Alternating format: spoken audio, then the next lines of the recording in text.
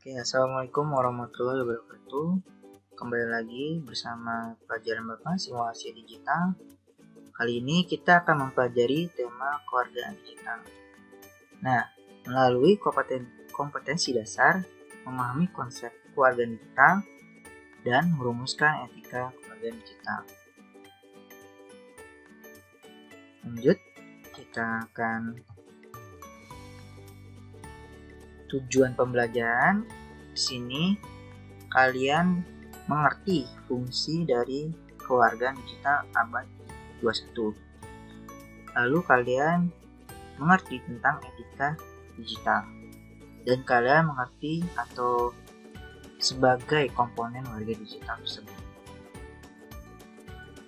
Oke, kita masuk ke peta konsepnya. Nah, di sini keluarga digital punya anaknya atau turunannya, yaitu fungsi dari keluarga digital itu sendiri, lalu etika yang akan kita bahas, dan komponen keluarga digital. Nah, sebelumnya kita harus bahas dulu tentang etika atau tentang keluarga digitalnya dulu.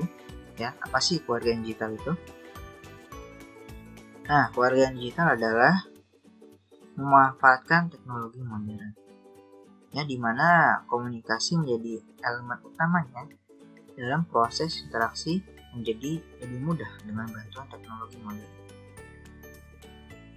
Dengan adanya bantuan teknologi memiliki dampak positifnya, dampak negatifnya.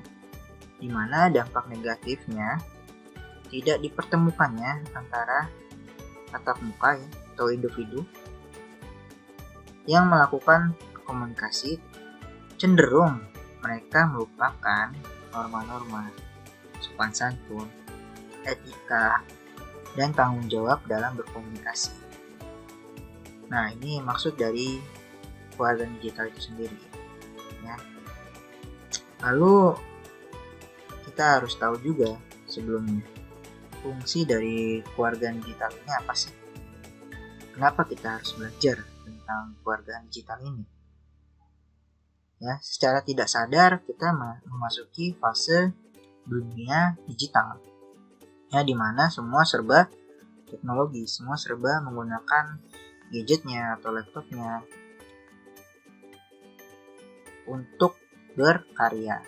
Ya, adapun tujuan dan fungsinya keluarga digital ini menjadikan kalian sebagai warga digital lebih baik dalam memanfaatkan teknologi modern.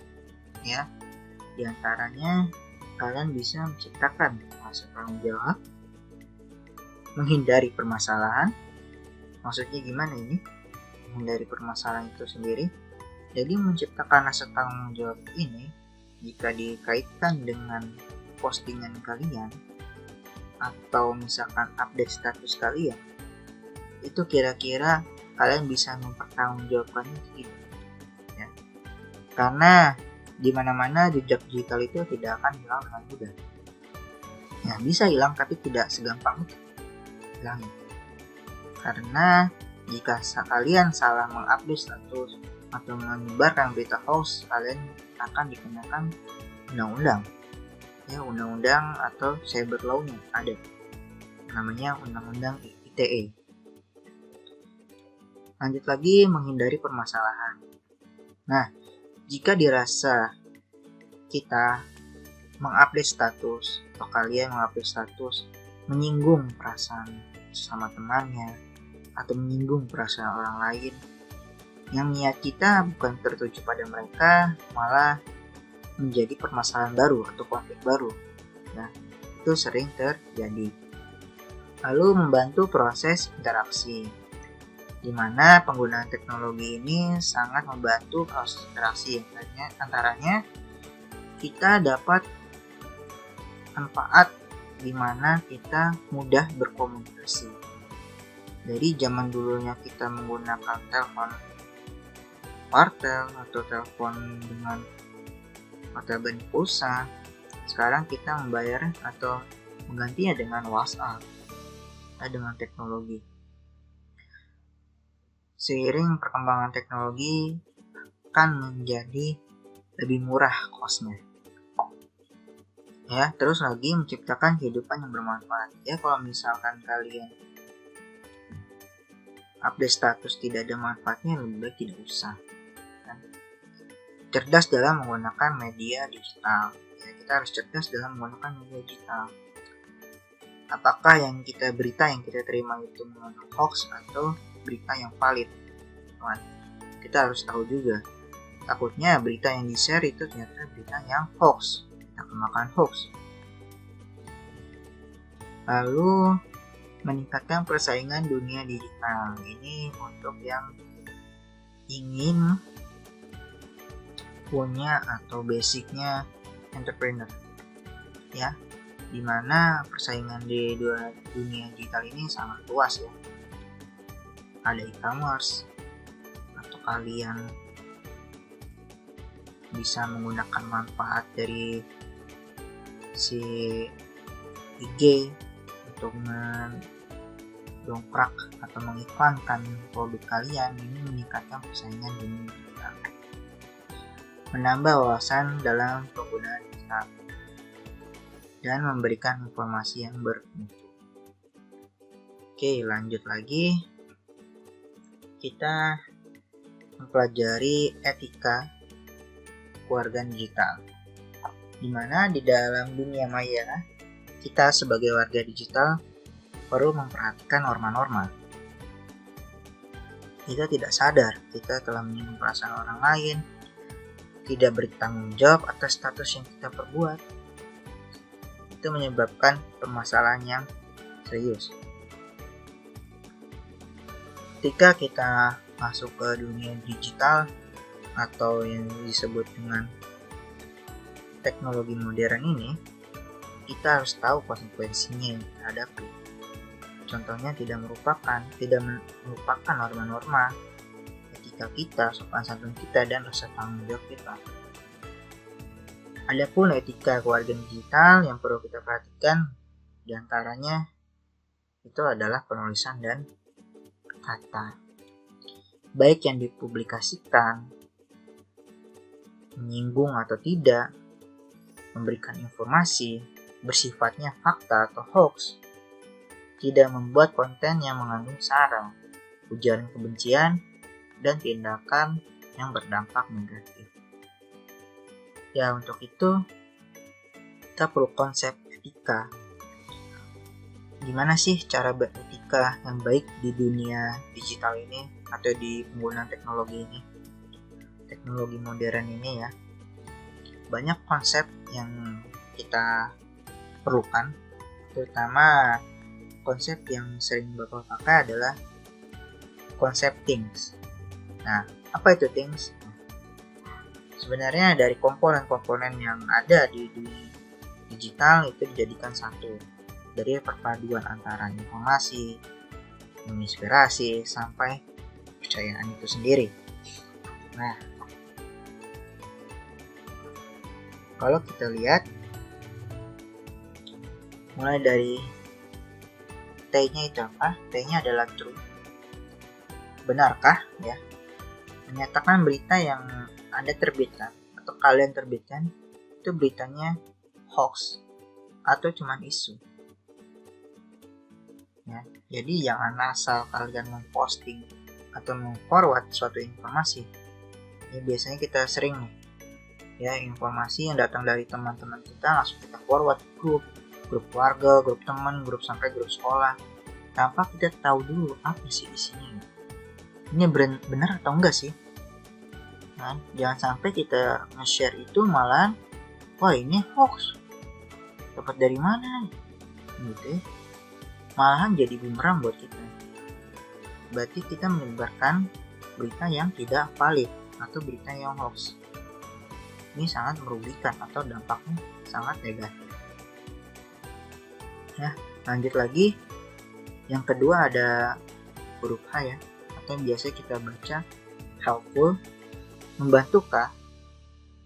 Nah, pernyataan ini menerbitkan postingan kalian membantu orang lain atau justru malah merugikan orang lain. Ya, yang sama seperti sebelumnya. Kalau misalkan kalian main forward aja suatu informasi main upload aja suatu informasi tanpa kalian tahu, tanpa kalian validasi dulu, tanpa kalian tabayun dulu, ini malah menjadi dampak negatif yang parah, menyesatkan malahan. Iya, kalau misalkan mereka sadar kalau itu bukan berita, kalau itu beritanya hoax atau palsu, kalau mereka tidak sadar, mereka akan forward lagi. Berapa kali tidak sadarnya mereka. Ya, jadi ini ditekankan lagi, setiap kalian memposting atau memforward sesuatu, telah dulu atau berpikir dulu ya, sesuai dengan judulnya things. Jadi kalian diharapkan berpikir dulu, apakah ini membantu atau tidak. Ya, lanjut lagi. Nah, ada huruf I adalah inspiring, menginspirasi kah? Contohnya, ketika kita memposting berita atau memposting cerita, berupa video atau berupa gambar, ada manfaatnya nggak sih? Ya. Menginspirasi seseorang nggak sih untuk memforward lagi? Jangan-jangan kita menginspirasi seseorang untuk berbuat yang tidak baik, teman. Jangan sampai seperti itu. Makanya di sebelumnya itu adalah helpful, membantukah, ya. Lanjut lagi, kita ada huruf N, di sini adalah necessary, pentingkah? Nah, menyatakan apakah yang Anda terbitkan cukup penting untuk disebarkan, ya. Apakah yang kalian forward itu penting untuk disebarkan, informasi yang kalian dapat itu penting disebarkan. Nah, itu kembalikan kepada diri kalian masing-masing, karena berita yang sudah kalian temui itu harus segera divalidasi, sehingga nanti kalau misalkan kita sudah memforward, kita sudah punya buktinya kalau itu benar valid, kalau itu benar penting, kalau itu berita yang benar-benar berdasarkan fakta, tidak hoax, ya.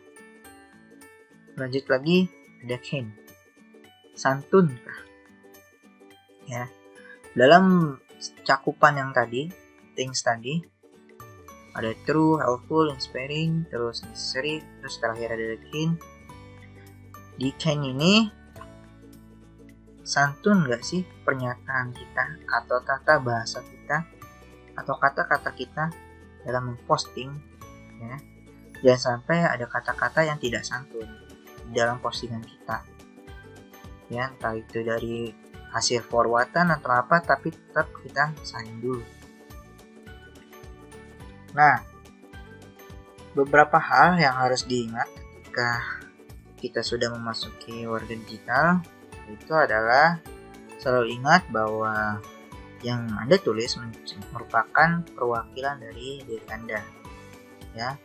Selalu sadar bahwa yang Anda ajak berkomunikasi itu adalah manusia, bukan Anda. Selalu bisa mengendalikan emosi, tetap menjaga sopan santun, bertutur baiklah kata-katanya di dunia maya. Selalu menggunakan bahasa dan tulisan yang jelas serta mudah dimengerti. Selalu menghargai privasi orang, tidak menyebarkan privasi orang, dan selalu sadar posisi Anda terhadap lawan bicara. Ya, kalau posisi Anda lawan bicaranya adalah teman, ya mungkin bisa lah bahasa yang sejajar dengan teman. Tapi kalau misalkan berbahasa dengan orang tua, atau guru, bahkan yang lebih ibaratnya punya kehormatan lebih itu, ya kalian harus bisa membawa diri Anda ya untuk sopan santun yang lebih jauh lagi. Bahkan menghargainya itu ya lebih utama, tidak pernah memancing perselisihan atau permusuhan, ya. Itu saja dari Bapak, kurang lebihnya mohon maaf. Assalamualaikum warahmatullahi wabarakatuh.